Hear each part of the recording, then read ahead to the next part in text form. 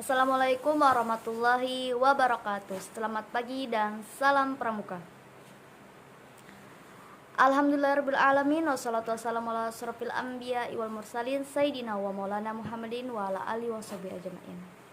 Pertama-tama dan yang paling utama, marilah kita panjatkan puja dan puji syukur kita kehadirat Allah Subhanahu wa taala, karena atas rahmat dan hidayatnya lah kita dapat berkumpul di lapangan yang insyaallah penuh barokah ini.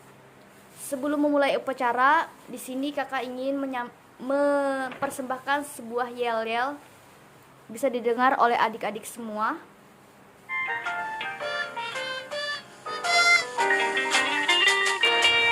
Teko kecil, pendek dan gemuk, ini peganganku, ini ceratku. Saat ku semangat dengarkan ku teriak. Assalamualaikum warahmatullahi wabarakatuh. Di sini saya akan menjelaskan tentang rencana pembinaan. Nah, rencana pembinaan saya itu terdapat standar kecukupannya itu mampu menganalisis situasi dan menyikapinya serta menduplikasi sikap iptek dan keterampilan pramuka secara kreatif dan inovasi dengan kompetensi dasar yaitu memahami pentingnya perkembangan iptek dan keterampilan kepramukaan. Materi SKW ini berada pada poin 20 dalam dapat menyebutkan dan menjelaskan manfaat sedikitnya dua jenis alat teknologi dengan tujuan dapat menyebabkan peralatan yang menurut kolektif teknologi modern memanfaatkan komputer dan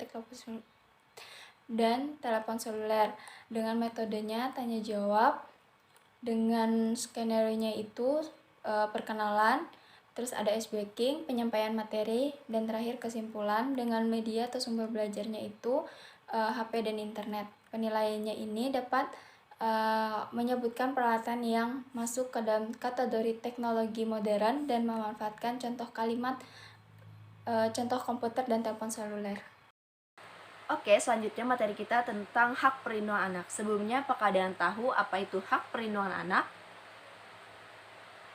Ya, jadi hak perlindungan anak itu adalah wewenang yang diberikan oleh seorang anak untuk mendapatkan perlindungan. Nah, apakah kalian bisa memberikan dua contoh saja terkait hak perlindungan anak? Ya, jadi contoh yang kau berikan, yang pertama adalah hak untuk mendapatkan kasih sayang dari keluarga, dan yang kedua adalah hak untuk bersekolah. Sebenarnya masih banyak lagi hak tentang perlindungan anak ini, tapi kita akan lanjut ke materi selanjutnya. Ya, selanjutnya sama kakak ya. Di sini kita akan membahas materi bendera merah putih. Sebelumnya, siapa yang sudah pernah melihat bendera merah putih? Wah, banyak yang sudah melihat. Saat apa ya kita melihat bendera merah putih? Ya, kita melihat bendera putih biasanya saat upacara bendera. Yo, siapa yang bolos kalau upacara? Pasti nggak pernah lihat itu bendera merah putih. Nah, jadi bendera merah putih sering kita lihat karena merupakan bendera Republik Indonesia. Terus juga nih ada kacu. Kacu kita berwarna merah putih. Kenapa ya warnanya merah putih? Kenapa nggak hijau kak? Nggak pink, nggak biru? Nah, jadi ini adalah melambangkan bendera merah putih juga. Sama seperti bendera merah putih. Kenapa merah putih? Nah, itu ada artinya. Merah itu melambangkan berani, kemudian putih melambangkan kesucian. Nah, itu dia pembahasan dari bendera merah putih. Pada kesempatan ini kakak akan menjelaskan SKU nomor 7 yaitu tentang manfaat dari penghijauan. Ayo adik-adik, ada yang tahu apa itu penghijauan? Penghijauan adalah kegiatan penanaman pada lahan kosong di luar kawasan hutan dan berbagai jenis pohon yang bertujuan untuk memulihkan, mempertahankan, atau meningkatkan fungsi lahan bagi lingkungan. Adapun manfaat penghijauan yaitu ada banyak sekali. Di sini kakak hanya menyebutkan 5 manfaat saja. Yang pertama yaitu manfaat secara hidrologis, yaitu mempunyai kemampuan untuk menyerap dan menyimpan air. Yang kedua, manfaat secara orologis, yaitu mencegah erosi. Yang ketiga, manfaat secara ekologis, yaitu menciptakan lingkungan yang seimbang dan selaras. Yang keempat, manfaat secara higienis adalah menjadi penyaring udara di mana pepohonan akan menyerap karbon dioksida dan mengeluarkan oksigen. Dan yang kelima, manfaat secara edukatif yaitu sebagai laboratorium alam yang dapat dimanfaatkan sebagai media belajar dan penelitian. Selamat sore adik-adik, hari ini kita akan mempraktekkan baris berbaris. Kakak akan tunjukkan 3 dasar dari gerakan pramuka. Ikuti aba-aba dari kakak ya.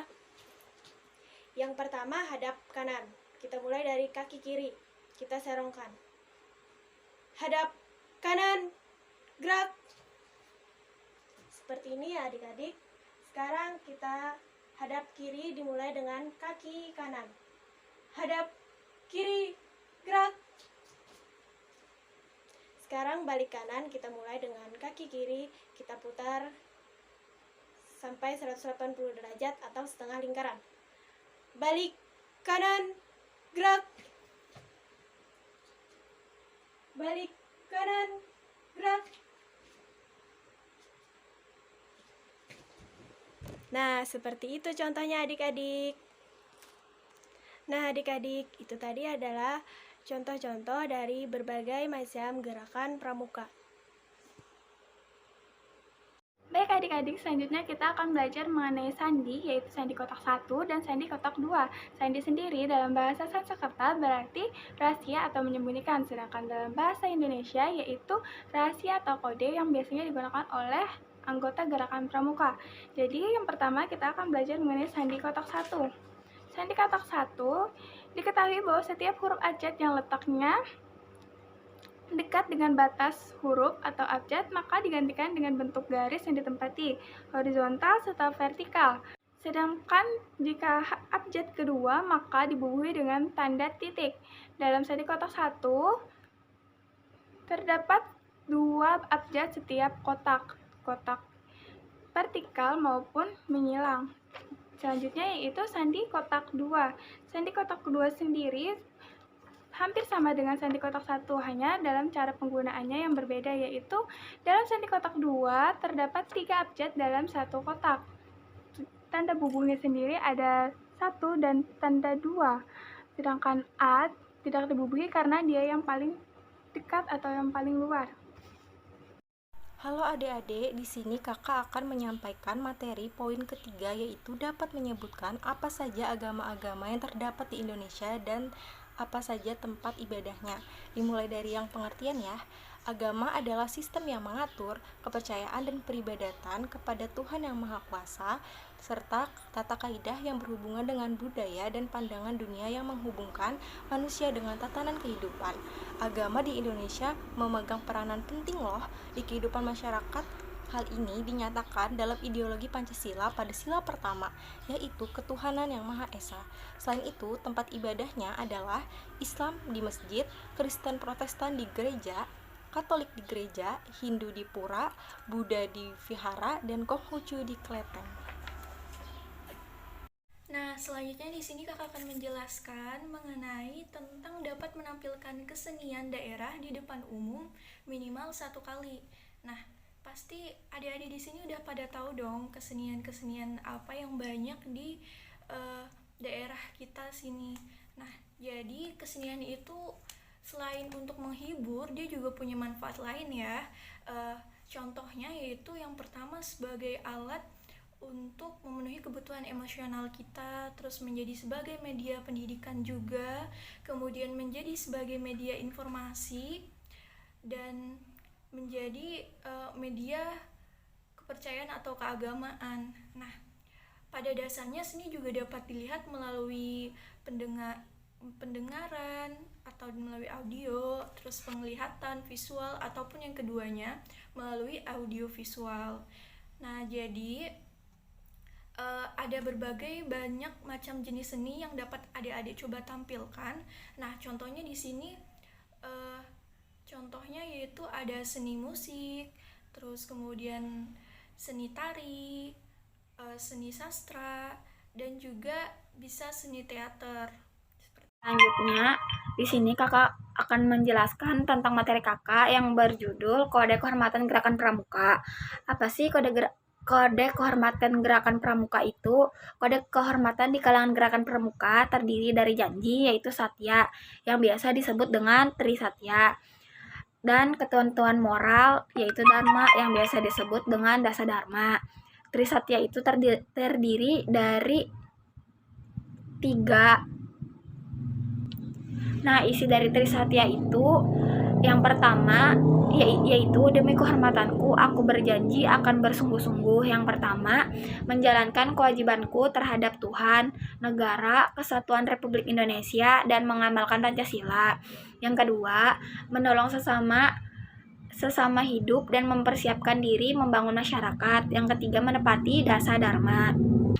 Nah, adapun dasa dharma itu yang pertama, takwa kepada Tuhan Yang Maha Esa. Yang kedua, cinta alam dan kasih sayang sesama manusia. Yang ketiga, patriot yang sopan dan kesatria. Yang keempat, patuh dan suka bermusyawarah.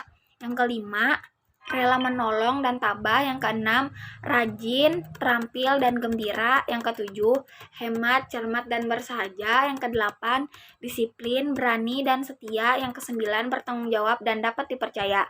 Yang kesepuluh, suci dalam pikiran, perkataan dan perbuatan. Nah, sekian materi dari kami. Kalau ada salah, mohon maaf. Assalamualaikum warahmatullahi wabarakatuh.